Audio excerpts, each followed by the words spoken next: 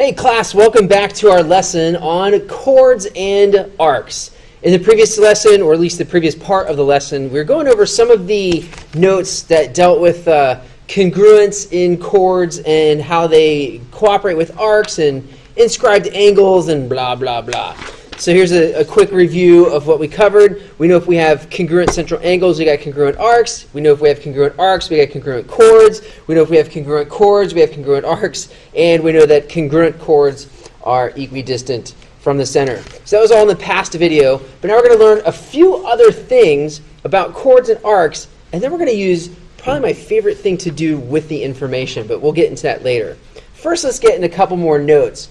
So here we have, we're dealing with a relationship between a chord and a diameter now. So now remember the diameter goes all the way across the circle, and their diameters have interesting relationships with chords, especially when they become perpendicular.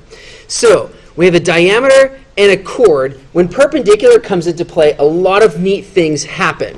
So the first thing is that if the diameter is perpendicular to the chord, then it bisects both the chord and the arc. So it can bisect the chord and the arc if it's perpendicular.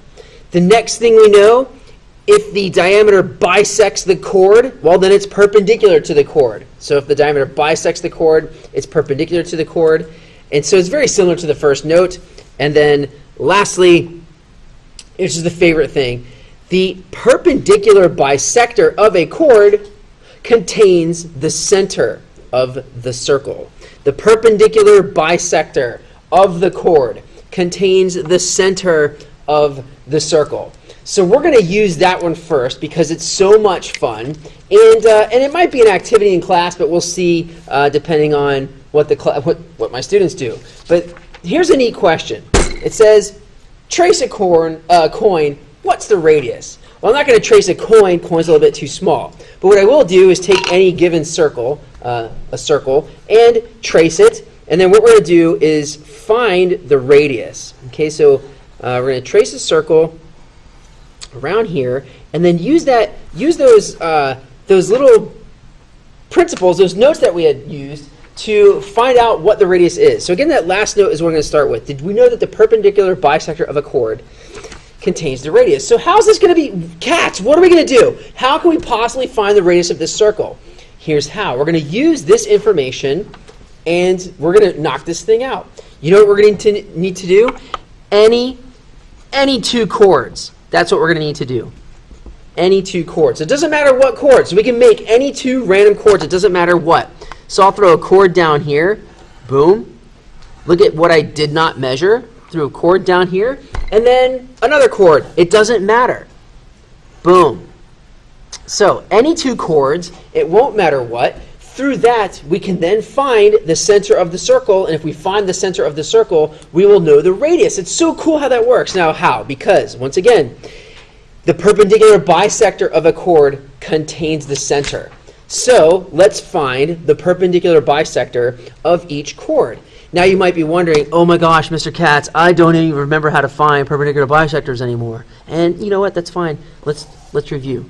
So the way we find a perpendicular bisector of a segment, we line up the center of the compass on that segment, and we adjust the compass so it's going to go more than half of the circle. And so we can make a nice little sweeping arc there. We keep the same compass measure for the other endpoint. And again, we make another sweeping arc there. Now, where those two arcs intersect, from here and here, those two arcs intersect, that is the perpendicular bisector of that segment. Isn't that cool? So we can draw our perpendicular bisector. So we have our first perpendicular bisector of a chord. Now all we know so far is that that perpendicular bisector contains the center. That's all we know. It contains the center. So we have to do the whole thing again. So now we're going to use our second chord and repeat the process. We're going to make a perpendicular bisector. I love this stuff. So we can do the same thing. Line up the compass on one of the endpoints, make a sweeping arc, and see if you can tell which arc is which, so you don't want to confuse yourself with arcs. And then you make another sweeping arc, keeping the same measurement. and you find out where the two arcs intersect. So one here and one here, and then we have now our perpendicular bisector. There's a lot of lines going on, right? Right. So we have our perpendicular bisector for the other chord. So both chords now have their perpendicular bisectors drawn. Where they meet contains the center. Where they meet, there's the center. We have now found the center of the circle. Okay? So with the center of the circle, we can now measure our radius. You know, if we measure radius, it should be the same all the way around. So the way this is looking, I'll use centimeters because it's centimeters is a little bit more accurate here. Oh, it's about 3.5 centimeters. Okay, so this radius looks like 3.5 centimeters, and you can double check. Yeah, about 3.5 centimeters. So this particular radius has 3.5 centimeters. So that's how we can find the radius of any circle by using that note. So the rest of the problems are rather simple compared to that, but I thought that was a neat way to show what's going on inside circles. Let's do some more examples, shall we? All right, so algebra now. What is the value of r to the nearest tenth? Now here's what we know. We know this. We know that Lm is a chord. That much we know. And we know that Kn is perpendicular to it. So what does that mean? That means Kn is on the diameter, and that also means Kn bisects that chord. So we know that the length on either side of Kn is going to be congruent. So what, Mr. Katz? Well, so what? The chord itself is 14 centimeters. That means each piece is 7 centimeters.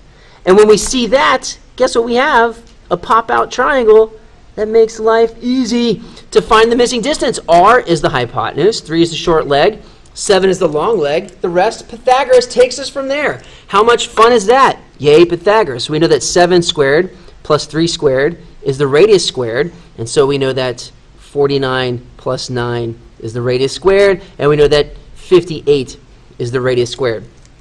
So the radius is going to be the square root of 58. Or since the question is telling us to round some stuff, we're going to get to the nearest tenth. That would be 7.6 centimeters. Okay, so that much we know. And we could use good old pop-out triangles in Pythagoras, all based off of the original note that talks about diameters and perpendicular and bisectors with chords. Okay, so we have to remember our original note. Next question, very similar, very similar. So here, what is the value of y to the nearest tenth? Here's y. Now, what is interesting? We know that B is the center. Okay, so we know that BC is on the center, and we know that AF is being bisected. Okay, so if BC is on the diameter and AF is being bisected, what do we know? We know that we have perpendicularity, I guess is a word. So we know it's perpendicular, right? It's on the center, and it's bisecting the chord, so it's perpendicular, which means we have a right triangle. Okay, so even from B to F, we have a right triangle. Remember, the goal is to find out what y is. So what's the big deal with that right triangle? So what? Well, B to E is 15. And guess what? The radius is the same all the way around. So from B to F is also 15. And once again, Pythagoras comes to play with us. Yay, thanks, Pythagoras. You're so cool. Actually, Pythagoras was like the original cool dude.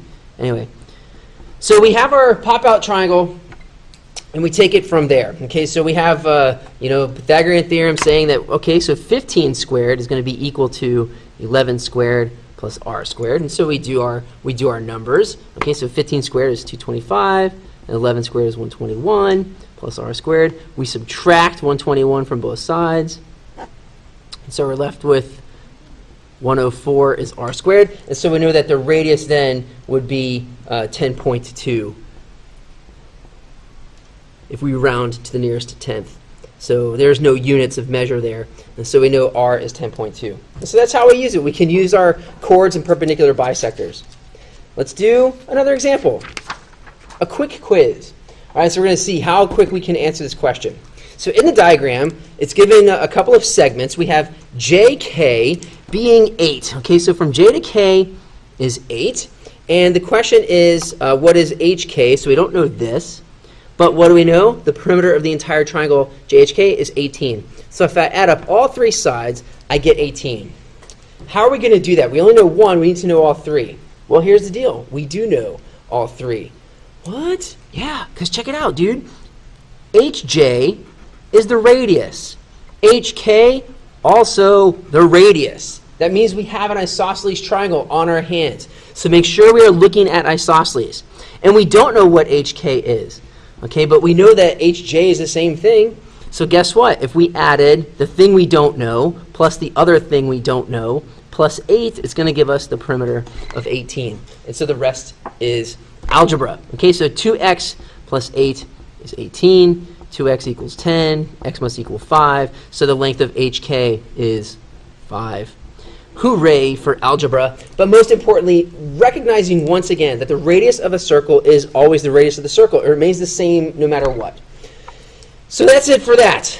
We have now studied chords and arcs. And stay tuned for some more stuff because we're going to get into inscribed angles next in the unit. I will see you guys on the flip side.